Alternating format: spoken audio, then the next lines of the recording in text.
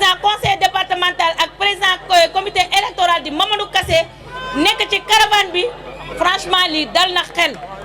bu ñu neexee mën nañ dem tëdd nelaw 2 jours moo ci des man li may lancer jeunes yi ñi nga xamante ne jëlaguñu seen carte ngeen dem récupérer seen carte d'identité yi jox majorité président de la république ñu jox ko majorité bi parce que tey président de la république lu mu def Sénégal war nañ ko jox franchement majorité bi mu mun a eggali liggéeyam tey di ñaan encore waa Tambacounda suñu candidat départemental yi di l'honorable député Yaye Awa Diagne ak l'honorable ñu ñaan yàlla ngeen voter liste Benno Bokk Yaakaar ndax seen leader yi aussi di son excellence le ministre Sidiki Kaba ak son excellence monsieur Mamadou Kassé son excellence monsieur Pape Banda Dièye ça compte sur vous. Allez récupérer vos cartes d'identité et voter massivement. Donner une victoire éclatante au président de la République. On veut Tambacounda gagne 90%. Inch'Allah Rabbi. Merci beaucoup. teg ci sama doom Banda Dièye di teg ci ñi nga xam ne dañu leen investir maa ngi wax ci turu Souti Touré nekku fi soo gisee nekku fi moom it mu ngi ci beneen liggéey ndaxte Macky Sall dafa koy yónni fu ne fu confusion am rek dem na fa di woot ñun Tamba benn bopp la ñun coalition Benno Bokk Yaakaar vraiment bu campagne bi jotee ba léegi man seetuma sax mag laa waaye maa ngi ànd ak Yaay Jaañ ñun dem ci àll bi di dem fu ne maa ngi gërëm Sidiki Kaba tam ndaxte man sama département mooy Bakel defe naa defar na foofu ba mu baax ndaxte amoon na foofu ay problème yu bare waaye Sidiki Kaba dem na régler problème bi terewoon na maa nelaw ndax man nitu Macky laa ndax ku ma xam ne Macky laa bëgg Macky Sall daa bëgg sama doom muy Oppa Diallo Oppa dafa ko jëkkati Maroc indi ko fii ne ko sama doom la ba ma demee bu ma femme Tamba yi tànnee fii ma nekk pionnière de la région daf ma seen mu ne ma yow foo jóge ma ne ko maa ngi jóge Tamba mu ne lu tax xaw ma la Tamba ma ne waaye xam nga sama caat ci la mu ne kan la ma ne Oppa Diallo mu ne Oppa moom Macky mu ne mu yuuxu Oppa ne ko c'est ma maman monsieur le président ku bëgg sa doom nag bëgg na la man nag Tamba fii laa juddoo su ma neexee nag Bakel laa juddoo waaye fii laa yaroo sama maam Gagne Sow la te el fekki añ moo doon jëkkëram man du ma gan Tamba waaye nag yàlla daf maa boole ak Souti Touré boole mag moom ak jëkkëram man benn Simon laa su ma tooyee damay wow du ma des fenn kon nag maa ngi leen di sant di leen gërëm di sant ñëpp di gërëm ñëpp di naan le premier nañu dégg wii le premier 21 nañu dégg wii fii ci Adja Aïda Mbaye 31 Adja Aïda Mbaye ñun sees boobu man ak Djibi Cissé kalabante bi ñun ñaar ñoo fay nekk maa ngi leen di sant di leen gërëm. Assalamu alaikum la jeunesse de Tambacounda. Assalamu alaikum les leaders de Tambacounda. Ñu ngi nuyu monsieur le maire de la commune de Tambacounda Pape Banda Dièye. Ñu ngi nuyu le ministre des forces armées Maître Sidiki Kaba, délégué régional. Le mandataire de la coalition Benno Bokk Yaakaar du Sénégal oriental. Ñu ngi nuyu le président du conseil départemental de Tambacounda, président du comité départemental. Ñu ngi nuyu la jeunesse féminine de Tambacounda, ñu ngi nuyu les alliés, di nuyu les investis, population de Tambacounda. Ñu ngi dem ci élection yi am fayda. La jeunesse de Tambacounda, ñu ngi dem ci élection yi am fayda.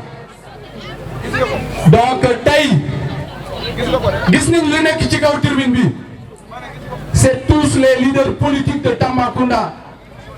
ñoom ñëpp d'accord nekk benn. La jeunesse ñun ñëpp dañoo war a nekk benn le 31 juillet jël ndam li jokk le délégué régional mu jokk le président Macky Sall. La jeunesse de Tambacounda, c'est l'avenir du parti qui est en jeu. La jeunesse de Tambacounda, nañu jàppale le président Macky Sall pour mu am une majorité écrasante à l'Assemblée nationale. yaakaar naa loolu moo gën a am solo. Campagne bi jeex na ba pare lu si des 2 jours la na bokk yaakaar donc ñu jàppale le président Macky Sall ñu teel a yeewu dem voter ji remplir les urnes le bulletin boppu fas wi boobu donc mooy le bon bulletin boobu donc moom mooy le boo xam ne le bon choix boo xam ne ñëpp xam nañ ko dugg nañ ci quartier yi def nañ campagne gis nañu la réaction des populations Inch'Allah le 31 juillet dinañ ko defee comme nu ñu yàgg a defee dans les quartiers dans les bureaux de vote jox ndam ni les leaders politiques de Tambacounda ñu yóbbul ko président Macky Sall maa ngi leen di jaajëfal jërëjëf.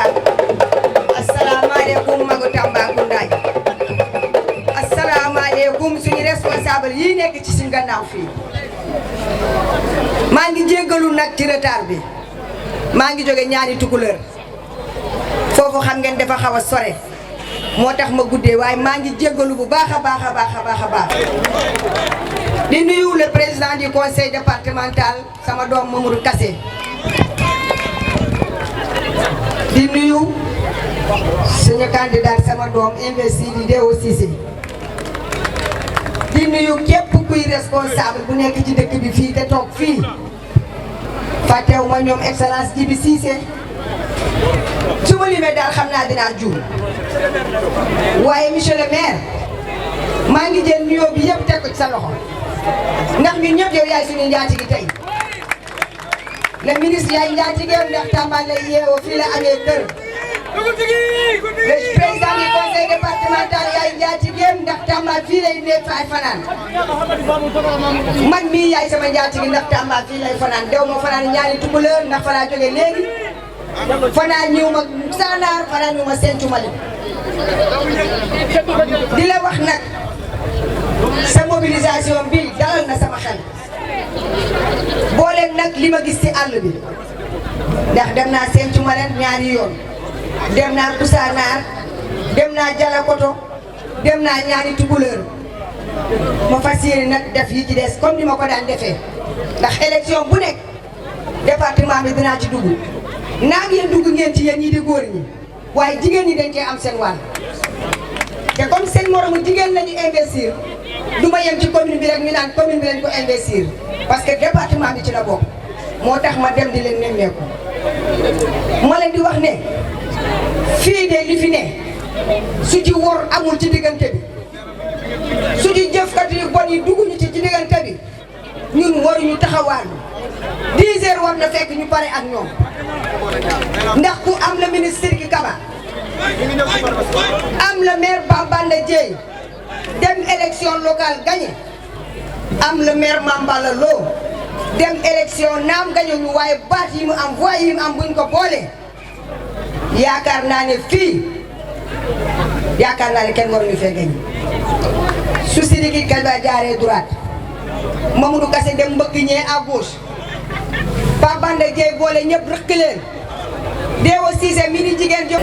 ku bëggul yaay jaañ bëgg nga Sidiki Kaba soo ko votelee liste bi mu jàll mu am pourcentage bu baax bu subaa ministre Sidiki Kaba li mu fii def dina ko yokk ku bëggul yaay Awa Diagne di nga bëgg Bambanda Dièye te yaakaar naa ne Bambanda Dièye bëgg nañ ko ndax moo woon le choix de Tamba Tamba choisir ko xanaa choix boobu dafa tey xanaa choix boobu dafa tey choix boobu dañul choix boobu dañul yéen bëgg ngeen mettre Sidiki Kaba bëgg ngeen Mamadou Kassé bëgg ngeen Bambanda Dièye bëgg ngeen Malal Camara bëgg ngeen le grand parrain Mamadou Omar Sall kon xaala gasi kon man duma wax lu dul sant sama càmmiñ yi gërëm leen wax leen ne man su ma neexoon sax bañ a campagne parce que ñoom li ñuy def mënu ma ko def sax waaye dama bëgg ëllëg su ma faloo su ma yoree sama salaire ma xam ne man kat wasu naa ci àq man kat ñax naa ci tuuti looloo tax may campagne mais su ma neexoon duma campagne kon maa ngi sant ñëpp maa ngi gërëm ñëpp maa ngi leen di nuyu yéen ñii sama responsable yi nekk ci kaw te yokkuñu dañoo ko wàññeekuñu dañoo yokk wàññeekuñu dañoo yokk maire yi ci département yi yëpp ay maire Macky Sall la ku ci demul ci liste Benno tamit ñëw nga ci Benno Bokk Yaakaar kon fii dëgg-dëgg dañuy def li pour xumbal dëgg-dëgg dañuy def ni pour rassurer suñu militants yi dëgg-dëgg dañuy def ni pour rassurer ñu risques yi waaye Benno Bokk Yaakaar bu bokkee geneen liste parallèle yi yaakaar naa ne fii dara mënut fee xej fii kenn mënu fee naan leen te dañoo am ay jeunes yu conscient ay jeunes yoo xam ne xam nañ ne président Macky Sall liggéey na dëkk bi xam nañ ne président Macky Sall bëgg na Tamba dina fi fanaan chaque fois buy dem Dakar dina fanaan ñaari guddi kon bëgg na Tamba su bëggee Tamba nag def ñoo lebal ker dañ ko war a fay guddi gi liñ koy fayee mooy dem 31 ñoo ko res 31 ñoo ko res 31 ñoo ko res 31 ñoo ko res ñëpp comme le vote est affectif kenn ku ci ne ki nga bëgg rek nga la nga ko dem sànni carte bi benn la Benno Bokk Yaakaar carte bi benn la bokk fas bi ku ci bëgg kenn Serigne Deb Sarr rek na nga ko def matérialiser ko dans les urnes ñu xam ne bëgg ngeen Sidiki Kaba bëgg nañ Mamadou Kassé bëgg nañ Mamadou Omar Sall bëgg nañ Pape Banda Dièye bëgg nañ Malal Camara bëgg nañu Mame Balla Lo mais bëgg nañu le président Macky Sall jërë ngeen jëf.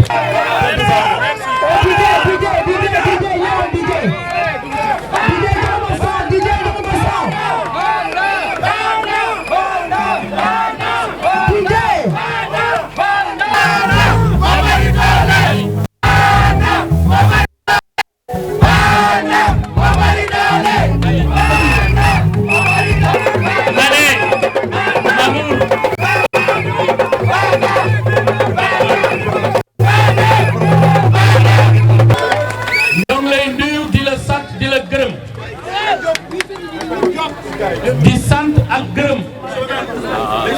mon jeune frère DG Mamadou Kassé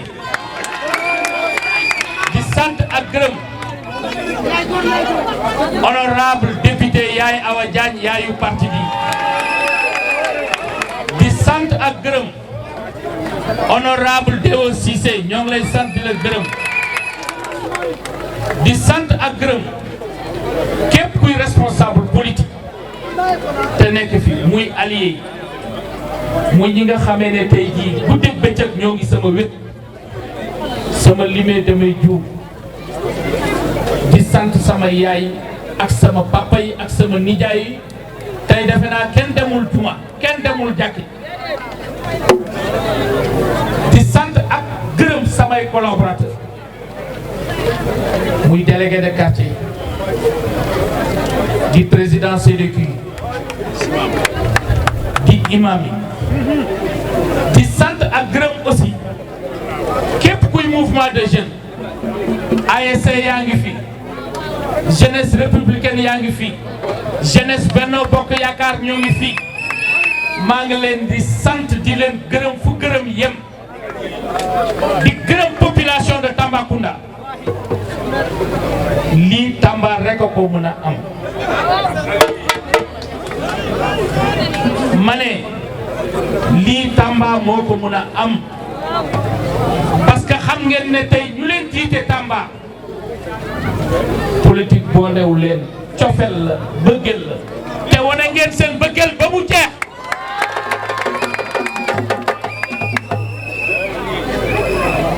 di sant ak gërëm ñu tax Benno Bokk Yaakaar taxaw tey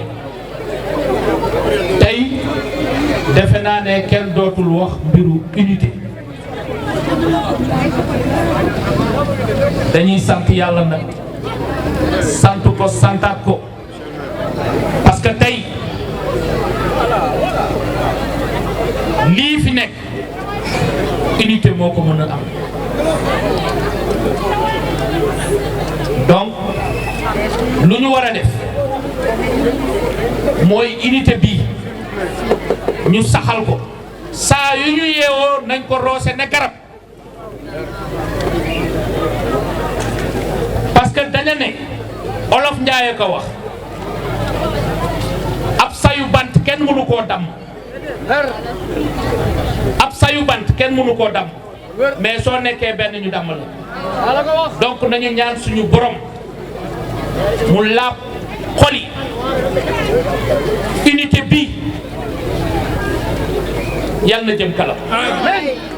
li ngeen di jooy guddeeg bëccëg yoon yu bon lamp yu quartier yu leerul xëyu ndaw yi xëyu xale yi accompagnement des femmes su unité bi amee yaakaar naa ne ñu jël majorité le 31 jox ko président Macky Sall yaakaar naa ne loo leen bëgg di ngeen ko am. boo soxlee kenn du am boo soxlee kenn du am. parce que tey nekkuñu ñun rek su géewu politique bi Benno Bokk Yaakaar lu ñu yore am na ñu ko bëgg a jël man dama ne dinaa ko bantuwaat rek les populations de Tambacounda ay population yu xam lu ñu bëgg la parce que lii wane na ko birk dëmb luñ fi def wane na ko bu Mimi Touré doon ñëw luñ fi def wane nañ ko parce que xam nañu ne président Macky Sall lu mu sumb biir Tambacounda waruñu ko niilal fenn daña war a dooleel mbir mi dooleel ko mooy lan mooy jox ko majorité le 31 su ko defee Macky Sall nu mu bëggee Tamba mu gën a bëggaat Tambacounda ñun nag amuñu lenn lu dul moom parce que gis nañ suñu dëkk bi tali yaa ngi génni su suuf si lamp yaa ngi am jàmm gi ne ñooy te dégg ngeen lu ñu wax nee nañu Tamba bi soobee yàlla suñ ko joxee majorité danañu am suñu université suñ ko joxee suñu majorité danañu am hôpital de niveau 3 di nee na damay dalal xelu suñu yaayu parti fii lu fi nekkoon rek a fi nekk bu neexee suñu borom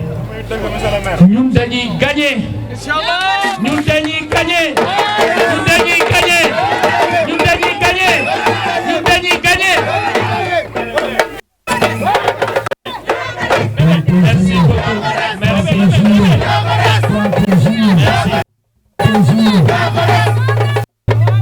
mooy di baalu ak dëkkandoo yi suba ba léegi ñoo ngi leen di tànkal xëy na am nañu feebar ñoo ngi leen di massawu coono di leen jéggalu fu jéggalu yem ñu xam ne tey jii lii intérêt Tamba moo taxaw te yaakaar naa ne doomu Tamba yi taxaw nañu pour relever le défi au soir du 31 di santaat ak gërëm ñëpp ñu jàpp su programme bi fàttewuma les organisateurs fàttewuma les alliés dans l'ensemble des alliés et des mouvements yi nga xam ne ñooy soutenir le maire maa ngi leen di sant di leen gërëm jërë ngeen jëf di leen jox rendez-vous suba nag ak jàmm gis nga bu ñuy ñëw nu ñu def noonu la ñuy biisaat mbir mi bu dara sedd gaay maa ngi leen di sant di leen gërëm jërë ngeen jëf merci. kase ku ko bañ sa fii du neex ne leen kase ku ko bañ sa fii du neex maa xol yaa ngi teex Sidiki Kaba Moussa Fall Kaba la noona wali Sidiki wali Sidiki Kaba Isara Baraka Mamadou Kase Kase Mamo Isara Baraka Moussa Fall Kase la Mamadou Kase Mamo Sidiki Baraka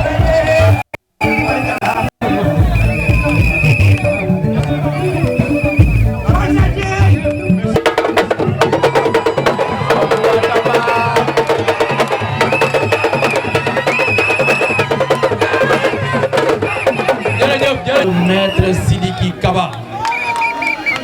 di suñu mandataire di suñu plénipotentiaire di suñu ministre di le délégué régional chargé du parrainage wax fa dëgg yàlla ñu ngi lay nuyu yi gën a sell nuyu kilifa bu ñu jógee foofu ñi ngi nuyu di féliciter notre ami et frère, le maire de la ville de Tambacounda, muy Pape Banda Dièye sunu grand frère. di nuyu l'ensemble des investis di jiital ci investi yooyu sunu yaay sunu xarit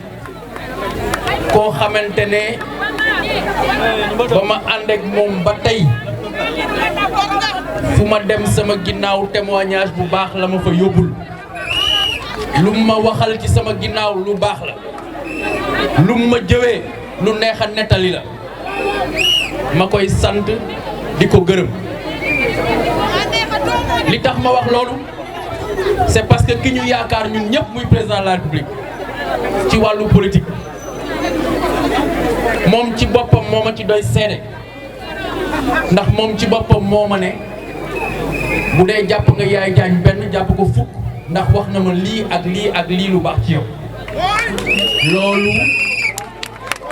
yaakaar naa c'est la première fois ma koy nettali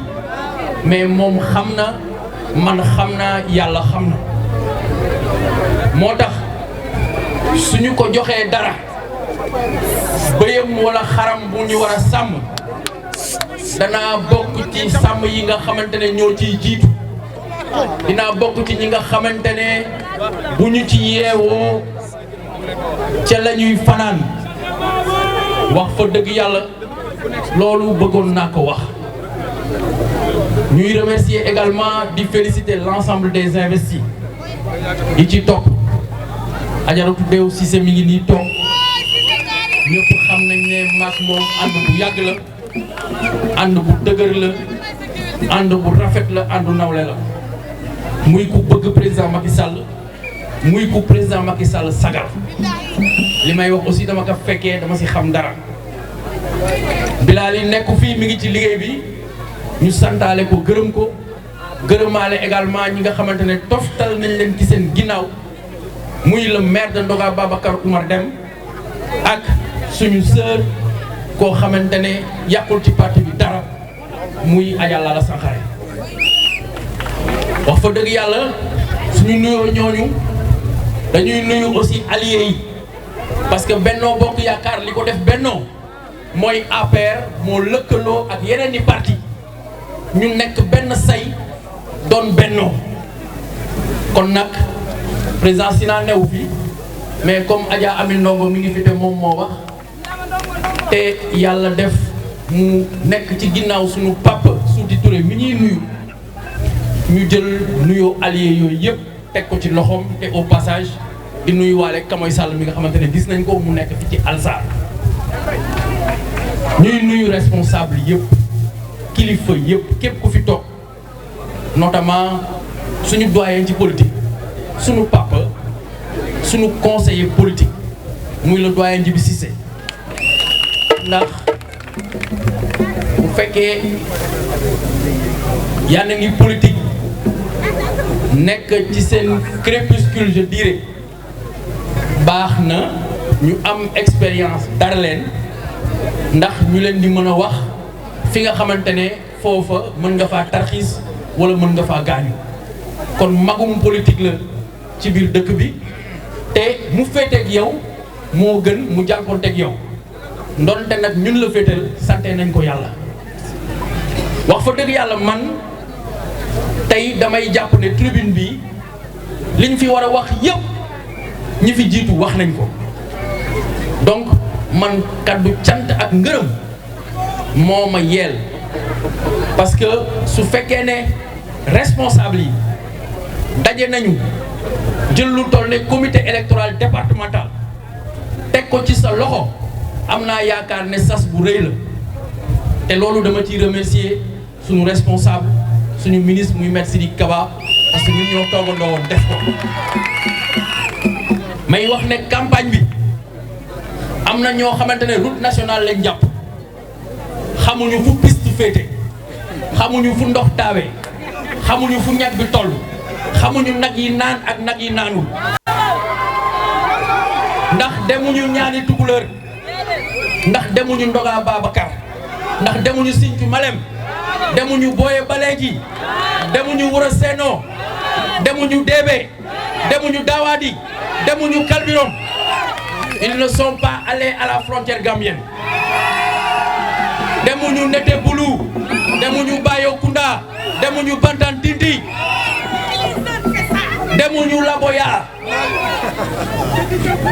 Ils n'ont pas fait le Wassadou.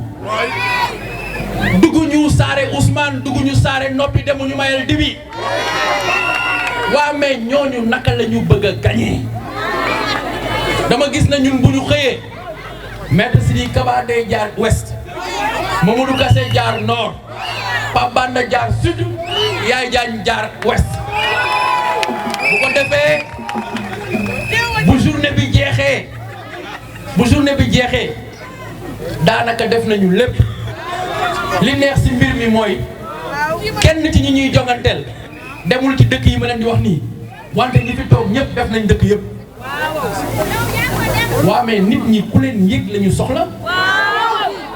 ndax li ñu dajale fii tey du 1000 francs du 2000 francs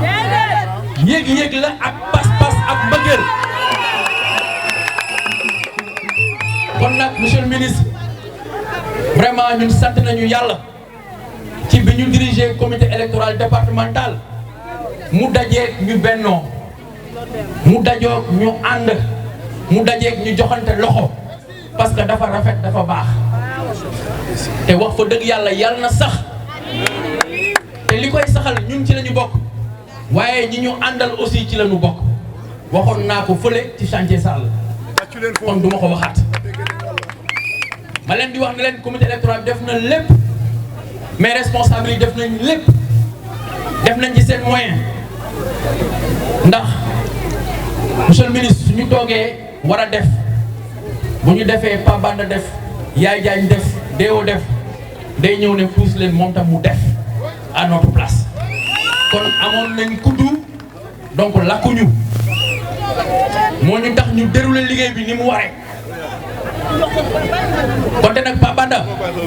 ñu ngi lay féliciter ci initiative bi di wax ne man jaar naa ci commune yëpp mais nag Tambacounda remporté na la palme de la mobilisation mais nag à chaque fois dañuy remporter la palme de la mobilisation ba pare département bi remporter la palme du résultat kon bii pas il faut ñu jéem a inverser tendance bi parce que li ma gis ci département bi pare nañ ñooñu ils vont faire des scores soviétiques ñun nag il faut ñu jóg suba teel mobiliser wu parce que enjeu yi nga xamante ne moo taxaw mooy enjeu yu important dafa am ay ruubekat ay fenkat ay yàqkat ah bàyyil ma yem foofu ñoo xamante ne nii tey dañoo bëgg a for mbir mi te kenn xamul fu ñu jëmee Sénégal bis bu ngeen ko seetaanee damay ragal pale ba doon salon de massage ngeen baal ma salaamaaleykum wa rahmatullahi.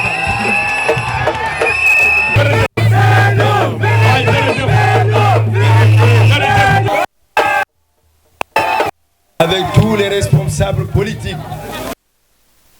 tel que le veut le président de la République Macky Sall,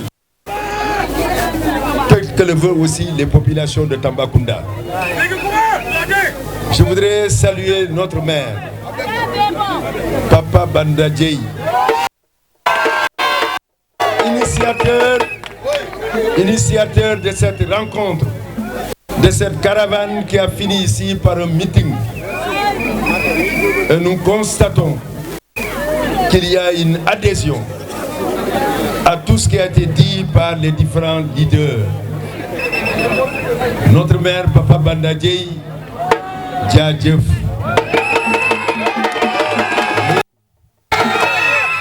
ñu ngi lay sant di la gërëm di la wax ne da nga am ay qualité yi nga xam ne il faut ma lim ci tuuti. nit ku baax nga. nit ku tabe nga. nit ku yaru nga. nit ku am njëriñ ci askan bi.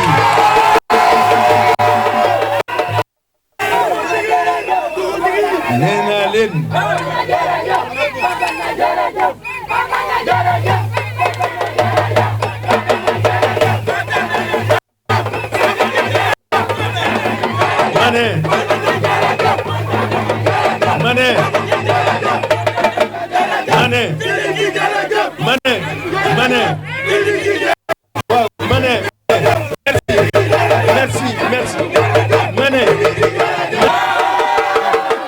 On va cheminer ensemble au regardera dans la même direction et on fera en sorte que Tamba soit fier de son maire. Mané, Nénalen, j'ai beaucoup d'émotions. Je veux parler de mon cher neveu Mamadou, le DG Kassé, le président du conseil départemental.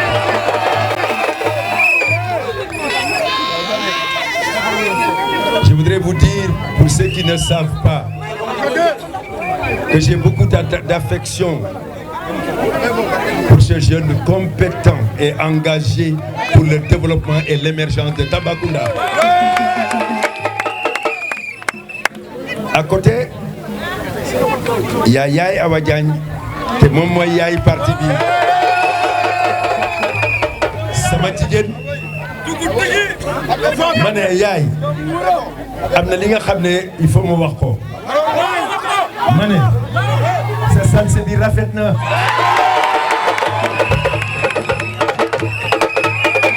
moom mooy suñu candidat. mooy suñu candidat. Ma ne mooy suñu candidat. te xam naa ne su neexee borom arab bi dinañu jig te Inch'Allah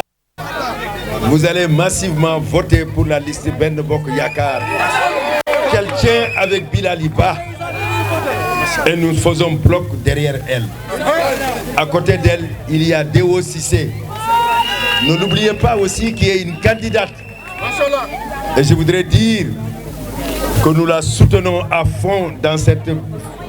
aventure politique qui doit nous conduire aussi à la victoire. Le DG Kassé a parlé de l'ambassadeur Djibi Cissé, qui a été honorable député avec 3 mandats et qui est le président du conseil, qui est le président de la chambre des métiers, c'est bien ça. Voilà, le commerce. Je voudrais pouvoir lui dire que c'est un homme de très grande valeur que le président de la République considère et qui est un ami personnel aussi du président de la République. Il m'a dit de lui, quand tu iras à Tambacounda, il faut travailler avec Djibi Cissé. Lorsque on m'a créé des problèmes, j'ai vu un homme courageux qui s'est mis debout et qui m'a défendu. C'est ce que le président Macky Sall a dit de lui. Donc je fais ce témoignage. Tous les leaders, Mamadou Oumar Sall, Malal Camara, mais aussi, comme vous le Mambalalo, l'ensemble des responsables politiques, Koulim Djoum. Mais je voudrais ne pas oublier quelqu'un. Je voudrais mettre tout le monde ensemble. Nous avons décidé que dorénavant, ce sera la dynamique unitaire pour toutes les élections, mais aussi pour toute la vie quotidienne à Tambacounda pour que nous allions de l'avant. Le président de la République Macky Sall nee na lu mu bëgg mooy unité ndax l'union fait la force et la division affaiblit. Loolu war nañu ko nangu. Lu ñu war a nangu mooy di l'union